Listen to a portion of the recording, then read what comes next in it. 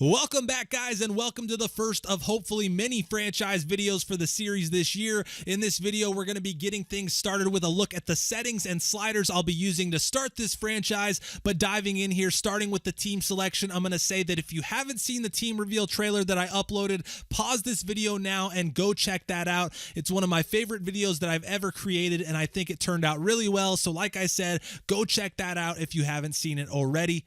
All right, if you have seen that video, then you know that we will be taking the Atlanta Falcons into franchise mode this year. Last year, I took the Chiefs before moving them to Portland. The year before that, I also took the Chiefs, but this year we switched things up and go with the Falcons. And the thought behind choosing them was that I wanted to take a team without a Super Bowl, which narrowed things down to 12 teams. And then I wanted to take a team that wasn't necessarily terrible, simply because my franchise series is a bit more of a slow burn where it takes a bit of time to get through a season. So I feel like it's more interesting to spend the initial season fighting for a playoff spot rather than just losing a whole bunch. And the Falcons were a team that I kind of locked onto a while ago because they have some nice pieces with guys like Matt Ryan and obviously Julio Jones, but they're also aging and their window seems to be closing. They only went 7-9 last year and definitely fit the mold of what I was looking for. But then when the Madden 20 team ratings came out, I didn't anticipate them being as high as they were, and I started having second thoughts because I thought they might be too good to take into franchise.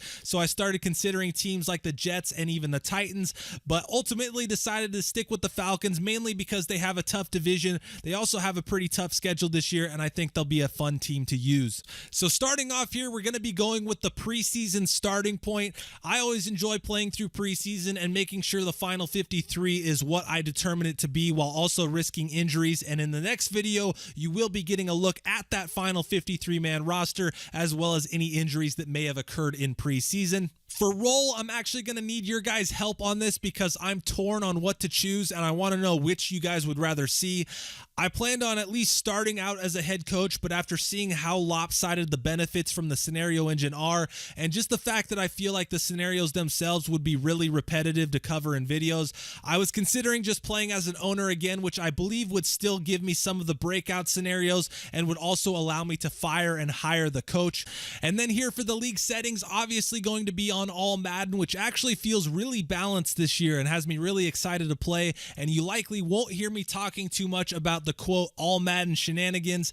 Game style is on simulation. If we play as a coach, I may turn on the coach firing for the user and risk us getting fired and possibly moving on to another team. But again, let me know what you guys would like to see in that regard. Everything else under the commissioner settings will be on default. Last year, I did have progression set to the end of the season, but this year I will be doing weekly, and that's something else that I wanted to get your guys' thoughts on. Do you guys want to see progression each week and how players are progressing throughout the season? If it is something you guys would like to see, let me know in the comments and I'll make sure that it's included in the videos. But moving to clock management, we will be going with 15-minute quarters with accelerated clock set to 13 seconds.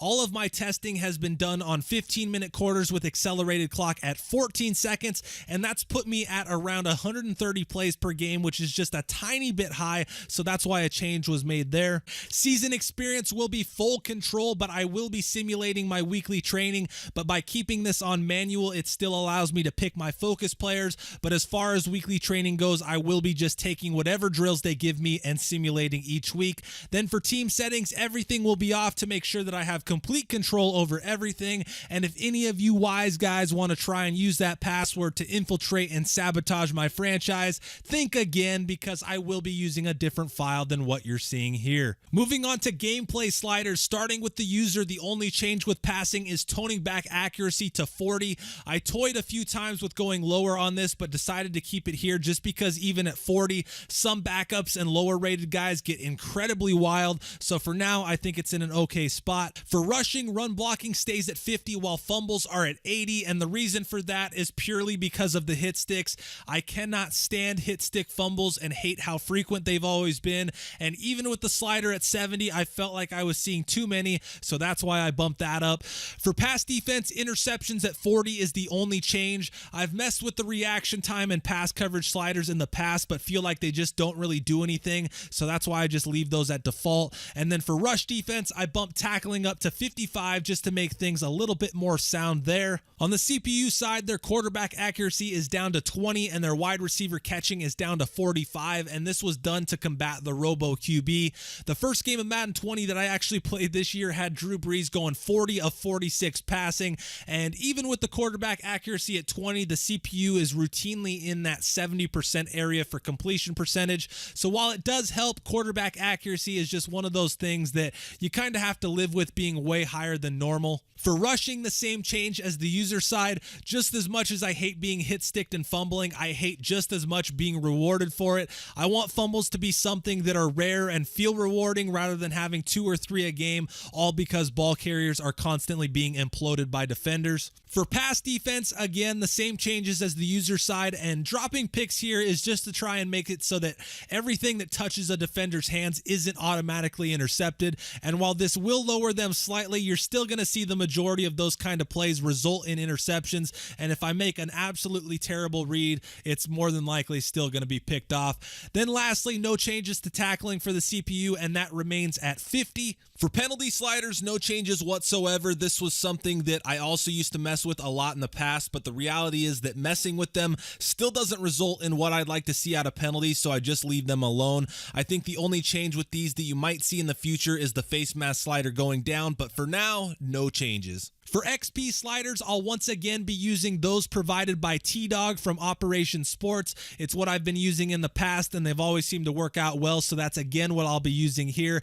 I don't really have much else to say about them other than I trust his work, and I want to keep them up on the screen so you guys can get a better and longer look at them, and me continuing to talk allows you to do that. But if you'd like to see the thread that includes the process and any updates he makes to them, I will make that link available in the description. And then as I wrap up here, I'll take you through some game options, starting with the coin toss settings where I have my first choice set to receive. And I've mentioned this in the past, but the reason being here that if I set it to kick, I will start every single game kicking off because the CPU is set to receive by default. For gameplay helpers, auto flip defensive play call is on, defensive ball hawk is off, mainly because I feel like it's too easy to get interceptions when I click on guys, and then heat seeker and switch assist are both off as well. And then vibration there at the bottom is actually in the accessibility settings, and the reason why I turn that off is because I feel like having it on makes kicking way too easy, because as soon as your arrow gets close to the out of bounds when punting or the uprights when kicking, the controller vibrates. So like I said, I like the slightest bit more of a challenge there, so that's something that I always make sure to turn off. And then lastly, there is some game options, and everything there is at default. Injuries at 40 is something that I will monitor and don't really know what to expect quite yet. In my testing, it seemed like the only position that ever really got injured was running back, and there would be times where I'd go a few games without any injuries whatsoever, and then times where I'd have 2 backs breaking bones in the first quarter of one game. But we'll see how that works out and then make changes if needed. But I think that just about covers everything settings-wise. If there's a setting that I missed here or something else you'd like to know about, go ahead and leave that in the comments, and I'll make sure to let you know. Next video, we'll have some gameplay with highlights from the preseason, as well as a look at our final 53-man roster. But for now, that's going to do it here. Appreciate you guys tuning in. Hope you enjoyed the video and are excited for the franchise series. And until next time, thanks for watching.